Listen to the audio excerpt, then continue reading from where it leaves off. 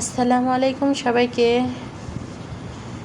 আজকে আমি রান্না করেছিলাম কই মাছ দিয়ে আলু বেগুন রান্না।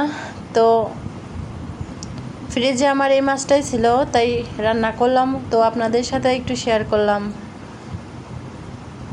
এগুলো দিয়ে একটু লং ভিডিও বানালাম, সবাই একটু সাপোর্ট করবেন, ভিডিওগুলো দেখবেন। তো মাছগুলো প্রথমে ভেজে নিচ্ছিলাম, এক এক করে মাছগুলোতে লেবু দিয়ে আমি ভেজে নেব। আমি খুব কড়া করে ভাজবো না, হালকা করে ভেজে নেব, কারণ এটা আমি ঝোল করব।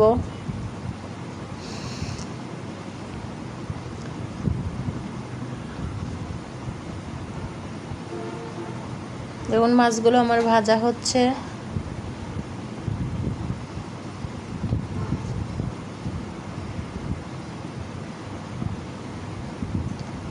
ওই পাশে মাছগুলো ভাজা হয়ে গেছে, তাই এপিট ওপিট উল্টে আমি মাছগুলো ভালো করে নামিয়ে নেব। তারপর তরকারিটা বসানোর জন্য পেঁয়াজ আর মরিচ তেলের উপর গরম করে নিয়ে তাতে গোটা জিরা দিয়ে একটু পানি ঢেলে নিয়ে তার মধ্যে পানির মধ্যে সব কিছু দিয়ে দেব।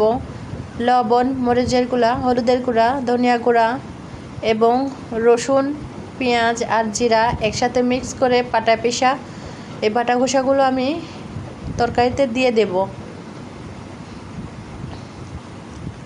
বাটা এগুলো আমি পাটায় পিষেছি, সবগুলো একসাথে মিক্স করে। এর মধ্যে সব আছে, পেঁয়াজ আছে, জিরা আছে, রসুন আছে, আদা আছে, একটু সব কিছু অ্যাডজাস্ট করে বেটে নেই। তো এই পর্যায়ে আমি তেলের পরে কষানো মশলার পরে আলু আর বেগুনগুলো দিয়ে ভালো করে কষিয়ে নেব কিছুক্ষণ। এর মাঝে দেখাচ্ছিলাম আমার পাশের জানালার পাশে যে ভিউটা আছে, দেখুন পেঁপে গাছ আছে। পেঁপে গাছে কত রকমের পেঁপে ধরেছে, অনেক সুন্দর পেঁপে, বড় ছোট অনেক, আবার কিছু কিছু ফুল আসছে। দেখুন মাশাআল্লাহ চারপাশে কত সুন্দর ভিউ। তারপর আবার রান্নার দিকে ক্যামেরা করলাম, রান্নাটা আমার কষানো হচ্ছে। ঢাকনা দিয়ে ঢেকে দিয়েছিলাম, আমি এখনও পানি দিইনি একটু। তো এই পর্যায়ে দেখুন তেলগুলো উপরে উঠে এসেছে।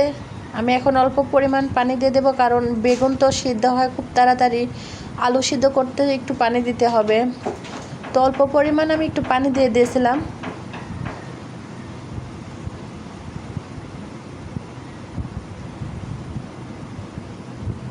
দেখুন পানি দিয়ে ভালো করে নেড়ে আবার একটু ঢেকে দেবো।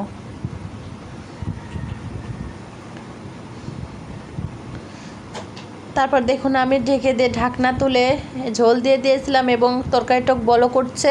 সেই বলকের পর আমি মাছগুলো দিয়ে ভালো করে নেড়ে ছেড়ে আমার তরকারি প্রায় শেষের দিকে। তো ভিডিওটি কেমন লাগলো, আমার রান্নাটি কেমন হয়েছে, দেখতে কেমন হয়েছে, সবাই একটু কমেন্টে বলবেন।